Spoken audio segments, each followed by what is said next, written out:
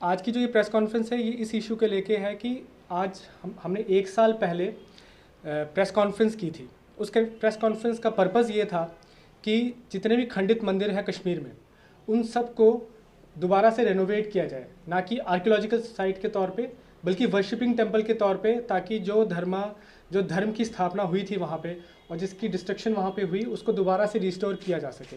लेकिन unfortunately government की तरफ से कोई एक्शन नहीं आया। एक छोटी सी होप हमें दिखी।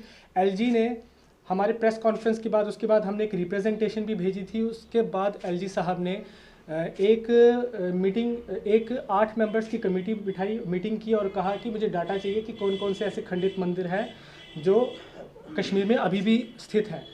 लेकिन हुआ ये कि उसका कोई आउटपुट नहीं निकला।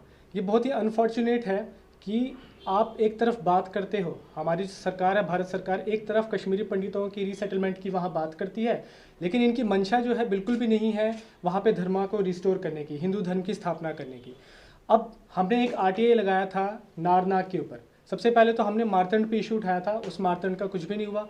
नारनाग पे हमने एक आरटीआई लगाया एएसआई को, आर्कियोलॉजिकल सर्वे ऑफ इंडिया को, जिसका हमने रिप्लाई भी लिया उनसे। उस रिप्लाई में उन्होंने ये बोला कि हमें जो पैसा आता है उस पर हमने फेंसिंग की है वगैरह वगैरह। लेकिन हम पर्सनली वहाँ पे विज़िट किए हैं, हमने पर्सनली देखा कोई फेंसिंग प्रॉपर नहीं है वहाँ पे। कोई भी आता है नारनाग में, जो पानी है वहाँ का, जो मंदिर का पानी है, वहाँ पे लोग जाके कपड़े धोते हैं। ये मेरे पास फ़ोटो भी है, आप देख सकते हैं।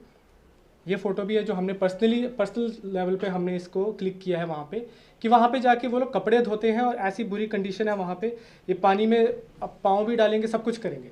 इस तरीके का जो बर्ताव है कश्मीरी हिंदुओं को लेके और हिंदू धर्म को लेके, ये बर्दाश्त से बाहर है।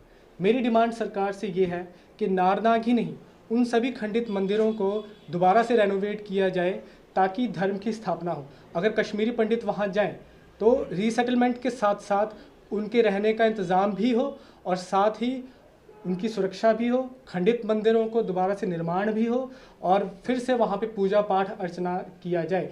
एएसआई के हाथ में दे के सिर्फ उसको ऐसे आर्कियोलॉजिकल साइट के तौर पे, ताकि वहाँ के लोगों को नाराज़ नहीं करना, ये दोहरा चेहरा वो अब उतार दें और एक तरफा बात करें कि क्या वो सही में उनकी मंशा है कि जितने भी मंदिर आज तक खंडित हो गए हैं उनको दोबारा से स्थापित किया जाए। तो मेरी यही डिमांड है कि उसको किया जाए। मेरे पास और भी बड़े सारे फ़ोटोज़ हैं जिसमें मैं दिखा सकता हूँ आपको, अगर कैमरा में आए तो। ये देखिए कैसे एक लेडी जो है ये कपड़े धो रही है, बर्तन धो रही है।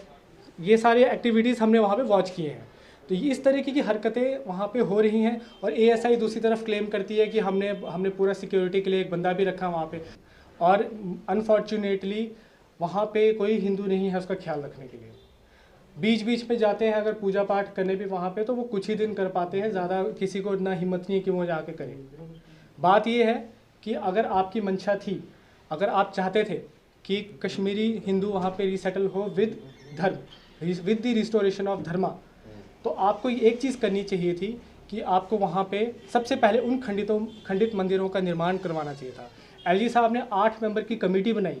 कमेटी बनाने के बाद उन्होंने कोई इसका आउटपुट नहीं निकाला। वो सिर्फ एक आई वॉश था कि हमने अब ये बना दिया है, तो अब जब भी 10 साल लगे, 100 साल लगे, ये चलता रहेगा।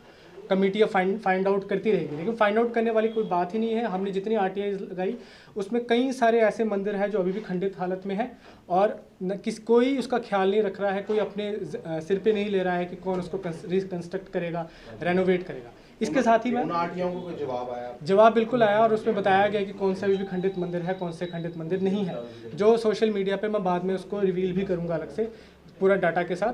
लेकिन यहाँ पे सवाल ये है कि अगर आप सही में मंशा रख रहे हो इनको रिकंस्ट्रक्ट करने की, रेनोवेट करने की, तो आप क्यों बोगस रिप्लाई करते हो, क्यों आपके वेग रिप्लाईज आते हैं, क्यों आप झूठ बोलते हो। अगर वहाँ पर्सनली विजिट नहीं करते तो हमें कभी पता ही नहीं चलना था कि वहाँ पे सच्चाई क्या है। इसका मतलब आपने झूठ बोला हमसे, आप सिर्फ आई वॉश, आप सिर्फ धोखा दे रहे हो हमें कि हम वहाँ पे रीसेटलमेंट चाहते हैं हिंदूज़ की, वहाँ धर्म को रिस्टोर करना चाहते हैं। आप सिर्फ वहाँ के लोगों को खुश करना चाहते हो, इसलिए आपने वो एएसआई को दिया है। दूसरी सबसे इंपॉर्टेंट बात जो मैं करना चाहता हूँ इस प्रेस कॉन्फ्रेंस में, वो ये है कि आप एएसआई को दे दोगे, एएसआई टिकट लगाएगी और उसको एज आर्कियोलॉजिकल के तौर पे, साइट के तौर पे, हेरिटेज के तौर पे आप उसके टिकट का बेनिफिट भी लोगे और फिर उसके बाद आप उसकी इतनी मेंटेनेंस भी नहीं करोगे।